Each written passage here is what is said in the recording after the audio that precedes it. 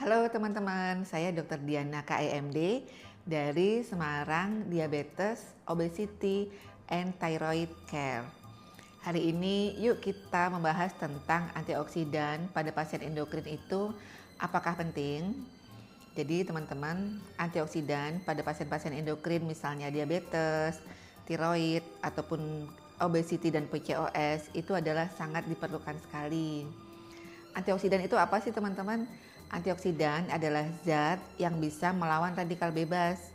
Radikal bebas itu biasanya dikeluarkan oleh karena proses inflamasi atau proses peradangan atau segala proses yang nggak baik seperti itulah ya. Sehingga muncul radikal bebas yang akan merusak sel-sel di organ tubuh kita. Pada pasien diabetes, kenapa antioksidan itu penting? Karena pada diabetes itu kan terjadi peningkatan gula darah. Kondisi gula darah yang tinggi itu menyebabkan terjadinya pelepasan radikal bebas yang akan menyerang pembuluh darah sehingga akan merusak pembuluh darah di dinding-dindingnya.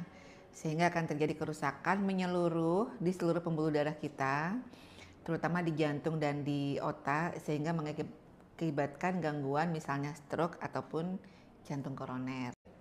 Kemudian yang kedua, pada kasus tiroid yang kedua misalnya di gangguan fungsi tiroid seperti autoimun karena Graves disease ataupun Hashimoto, di proses gangguan autoimun itu akan terjadi inflamasi.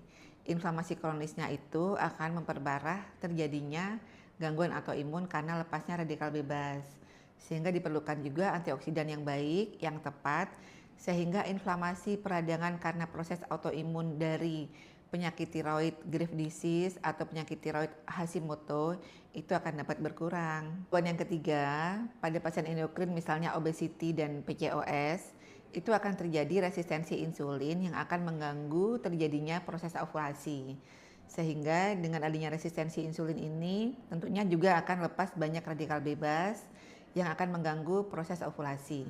Maka di sini diperlukan antioksidan untuk melawan radikal bebas sehingga sel tubuhnya menjadi normal, ovulasi berjalan dengan baik. Tapi teman-teman harus ingat ya bahwa antioksidan itu bukan pengganti obat loh.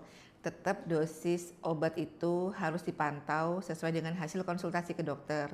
Jadi jangan serta-merta menghentikan obatnya karena sudah merasa aku udah dapat antioksidan yang baik, aku sudah cukup antioksidannya. Jangan seperti itu ya. Dan juga harus dipastikan antioksidannya itu berasal dari mana dengan dosis yang tepat seberapa yang harus dikonsumsi. Gitu ya teman-teman, pokoknya segala sesuatu tetap konsultasikan ke kami. Salam.